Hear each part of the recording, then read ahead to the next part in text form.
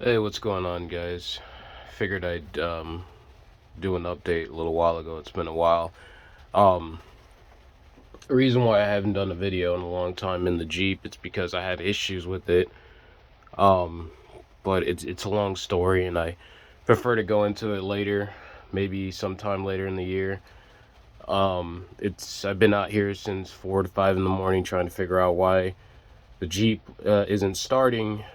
Um, but finally found out. I think one of the fuel line, not the fuel line, but there was a line that was just disconnected, so I had to reconnect all the lines, and it worked just fine. So maybe it was just a vacuum just not sucking up the air or something like that, or something going on. But drives just fine for now, so I'll have to keep checking up on it. Um, what is something else I wanted to talk about? Oh yeah, another thing I wanted to talk about was the EV conversion. So I had talked to another company not too long ago, and he about told me the same situation.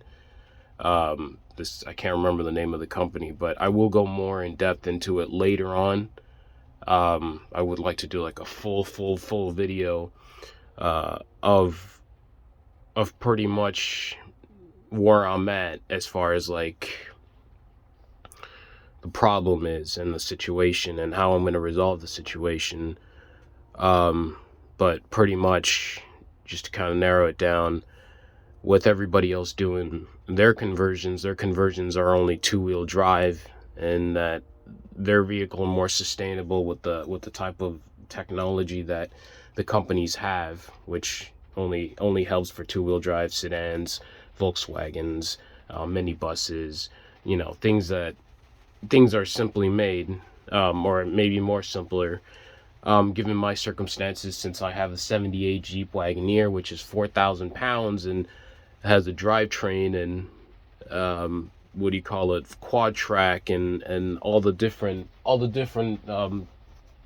I guess applications for a massive truck like mine. It's not, there isn't enough electrical power to get it moving, which to me, I don't know, I'm a little baffled, if that's the term to call it. And the reason why I'm saying that I'm baffled is because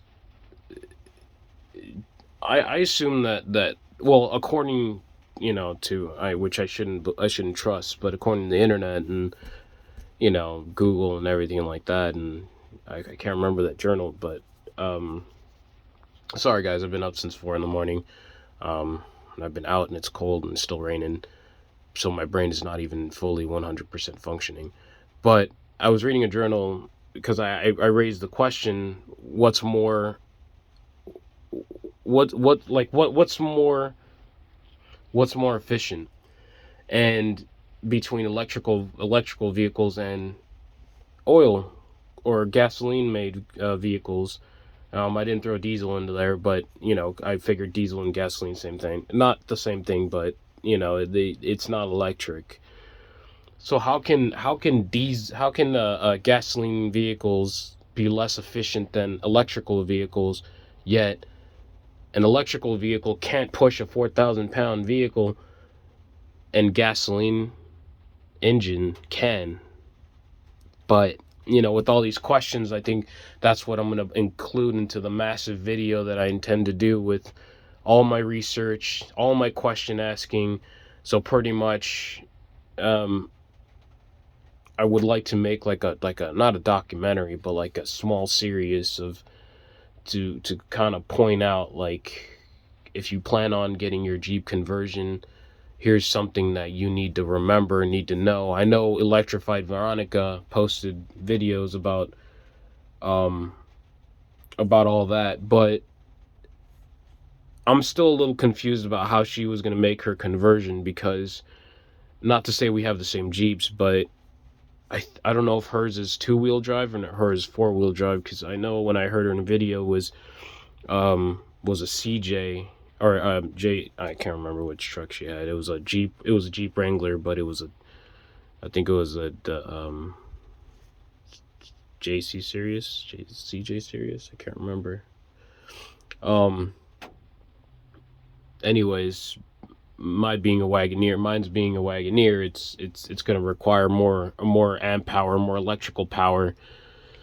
But that's something that I'm going to have to do my research on, which I don't mind. And when I was talking to one of the sales associates at the company, so he's willing to answer all my questions. So I'm not going to burn him out too much on questions, but I do intend to look for something.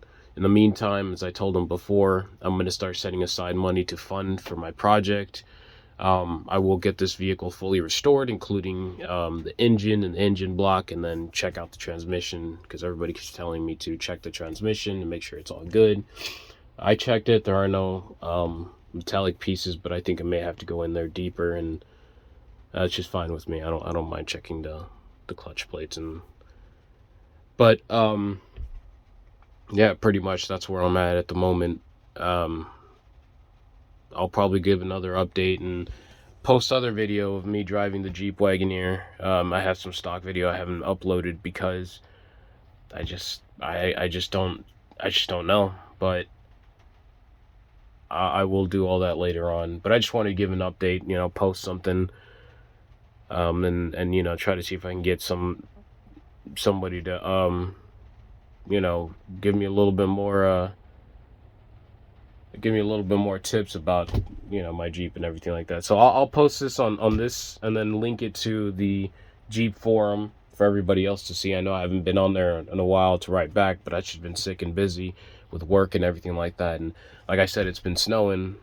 If I haven't mentioned it, it's been snowing. Like I said, I haven't slept in a while. I mean, I slept, but I was kind of up since about 4 in the morning, and I just decided to put my jacket on and come and check the Jeep now that snow is fully melted. Not 100%, but it's clear enough for me to get underneath and for me to get in and around it to check it and work things out. So I appreciate everybody's time. I'll see you guys.